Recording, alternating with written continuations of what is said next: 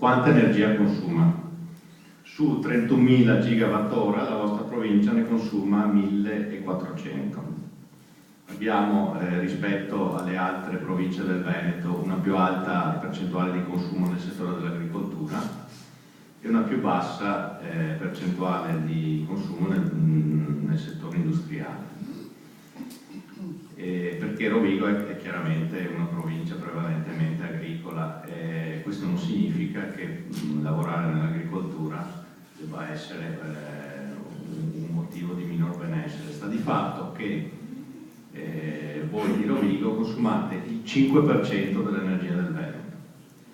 Quindi se vediamo la possibilità, andando a vedere questo nell'ottica della produzione dell'energia nucleare qui a Rovigo, in pratica costruire una centrale qua servirebbe non a voi ma al 95% degli altri abitanti del Veneto. Quindi da questo punto di vista, tra virgolette, potrebbe essere un'ingiustizia. Certo, gli abitanti di Rovigo potrebbero anche decidere di, anziché fare solo agricoltura, mettersi una centrale nucleare in casa, assumersi i rischi e poi vendere l'energia e avere dei benefici per il proprio territorio, purché parte delle risorse di questa energia venduta possano ricadere sul territorio stesso, insomma. Però certo questo fa pensare, perché mettere una centrale nucleare qui quando voi consumate solo il 5%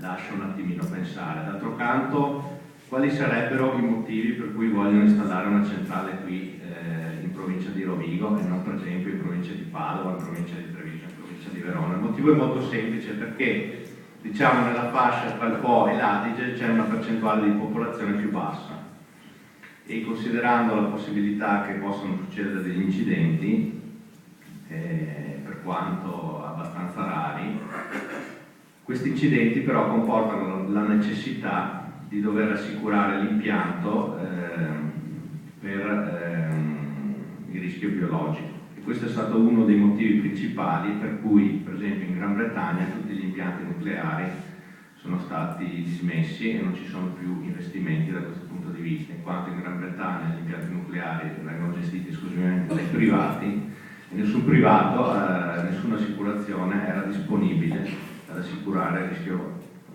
il rischio biologico per rimborsare i cittadini da questo punto di vista. Quindi qui si vuole fare un impianto nucleare perché ci sono meno abitanti e quindi pagare meno le assicurazioni sostanzialmente.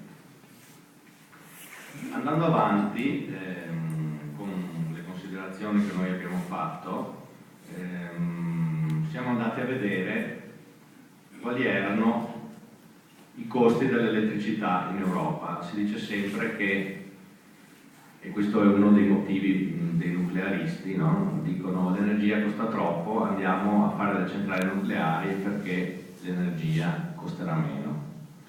Quindi siamo andati a prendere tutti i paesi europei e siamo andati a vedere se è vero che in Italia l'energia costa di più.